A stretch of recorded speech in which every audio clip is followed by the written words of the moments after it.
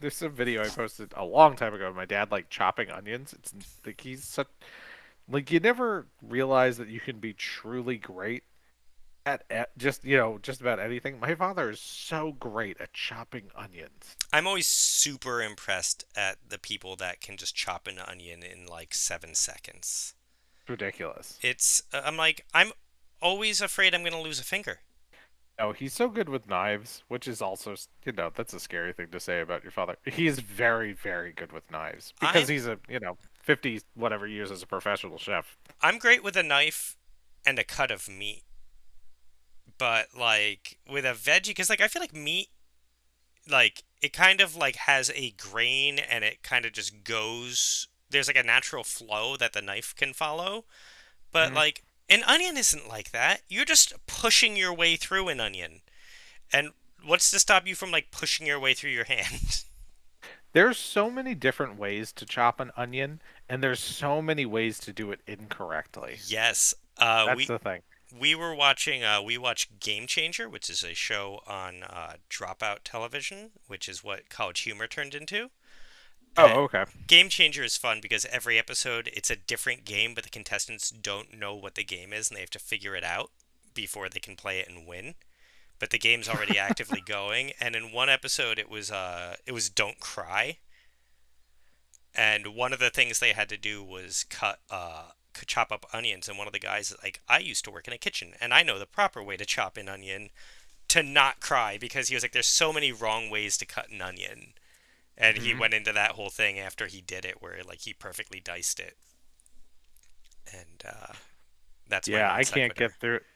I can't get through cutting an onion without crying. Just my recommendation to everybody, and everybody in my life will know that this is my main piece of advice is practice knife safety. Safety.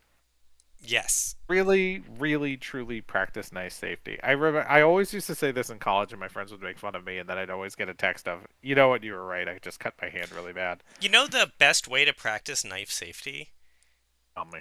Keep them very sharp. It seems Mm. counterintuitive. It seems like if you have an incredibly sharp knife, the cut's just going to get worse. But if you have an incredibly sharp knife, it's going to chop through the thing without like stuttering or slipping or anything, and it's not going to hit you.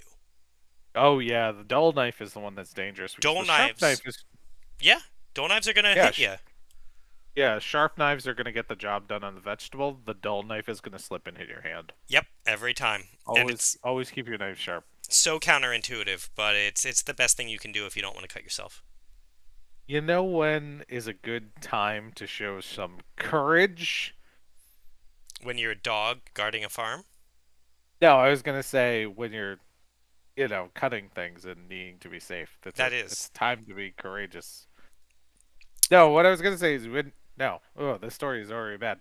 I had my college roommate, Little Sam. Now this is gonna be a it's gonna be a whole tangent, short episode. What am I trying to say? Bonus episode. Dads digress. Holy bulls. We haven't had a diet digress in a while, so this is good. We've No, got we've been content. so on We've been on topic. topic. Um, no, my ex roommate, Little Sam, in college. I got home from work and I found him in the living room, like with his hand in the air on the phone, and he's like pale as a ghost. And I'm like, "Are you okay?" And he's on the phone and he goes, "Okay, my roommate just got here. I'm gonna hang up." He hangs up the phone. I'm like, "What is happening right now?" And I see that his hand is bandaged and he's bleeding. This is when the ambulance rolls up, and I'm like, "What is happening right now?" And he tells me, he had baked some bread and he had been slicing it and he did not practice knife safety and he cut his hand and he just started. He's like, he was, cut his hand really bad. He bled all over the bathroom. I went to the bathroom and looked like a freaking crime scene. And he like passed out at some point. And when he came to, he called the police and basically just had to hang on the phone until I got home so that there'd be someone to take him to the hospital if he needed to. Oh my He ended god. up getting patched up. I don't, I recall he didn't end up going to the hospital, but it's just like you just need to be careful. You need to be careful with knives. Going back to your citrus thing, though, I mean, Hmm. I could go for some sangria. I would go for like a white sangria right now. There's a place by me that makes a good sangria, and I think it's finally just got to like this. They do seasonal, and I think they just Mhm. opened up the summer sangrias, so we'll Oh have to yeah, hit there. I would love some. I want. You know what I do in my sangria? I use Orangina. Hmm. Gets it nice and citrusy and bubbly. My Right favorite. after we got out of college and we were broke because we graduated right into the recession. I used to drink very often with two friends of mine and at their place because they got married like right outside of college. And I would pick up a giant jug of Carlo Rossi sangria.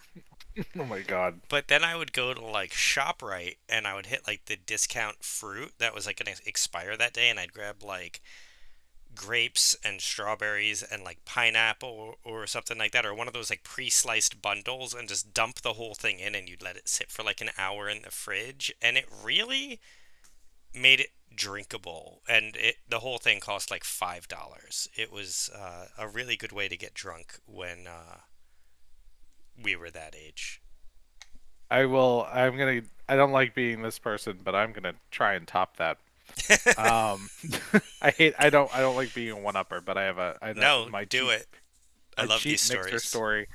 Yeah, we used to go by just like when I was out of college. You know, the same era. I was, you know, 23 out of college, just moved to Boston. It was me and a bunch of dudes living in this disgusting apartment in Allston, Massachusetts. Um, and we only ever got the cheapest booze available because, we were just out of college. We had no money. And one night for mixers before a big party, we went to the Odwalla Distribution Center where they were getting rid of all of the juice that was about to expire. We just threw one of our roommates into the dumpster and he just started grabbing juice. And that was our party mixers for a couple of months after that. We would just Oh, we just froze it and we drank the garbage juice and it was fine. that's amazing. You're gonna have to tell me which roommate that was, and I'll just cut it out of the episode, or you can tell me after the episode. Sure. But I'll tell you later. oh my god, I somehow missed that story. You might have very well ended up at one of the parties where we were serving the I'm garbage juice. I'm Because you were at sure I enough parties did. in that I was apartment. at a lot of those parties. One of the only reason I'm still on Facebook is for Facebook memories. So I Hmm. can go through and like every what I did on this day for like the last 19 years, basically. And it's more like 18, but because Facebook's just not that old. But so many of my posts are driving to Boston for a party. I will be back. I would literally leave New Jersey after work, drive to Boston, go to one of your parties, wake up at like 4 in the morning, drive back to Jersey, and do my next shift. I am certain at some point you drank the garbage juice Yeah, it because is. you were at the house enough times It was that you alarming definitely how did. much I was at Boston parties but did not live in Boston. Oh, that was a lot of fun. It was a lot of Uh, fun. If I could have ever youth. found work there, I would have been there. And now I have found work there when I didn't want it and I'm an adult. Nothing against you or Boston. I'm just like, I was Yeah, looking for this a no. long time ago. Odala's great. I love Odwalla. Oh yeah. Is Odwalla still around? Because like none of my food stores still carry it, but that was my thing to drink when I was sick from like college on. I would get their Internet. vitamin C thing. Yeah, um. Oh, they went defunct in 2020. July 2020, they went out of business. Oh, that's so sad. I loved Odwalla. Oh man, that makes my story vintage. That does. That's not even a thing, but yeah, Odwalla juice was like in college when I was like, I haven't had any vitamin C this week. I haven't eaten a vegetable. I would get an Odwalla, and that would be like all my vitamin C for that week to fight off the scurvy. Because I got scurvy in college once. Oh my god. Yeah, freshman year. So, you know, fine Find a juice that you can drink and drink it, and maybe find a local juice dealer and get their day-old juice. I think we also swung into the Tropicana distributor that was on that same highway. I mean, There's I don't see why you distributors. wouldn't.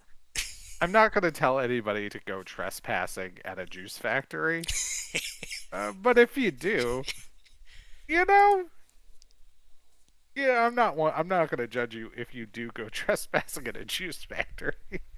We live in a very glass house. Oh my god.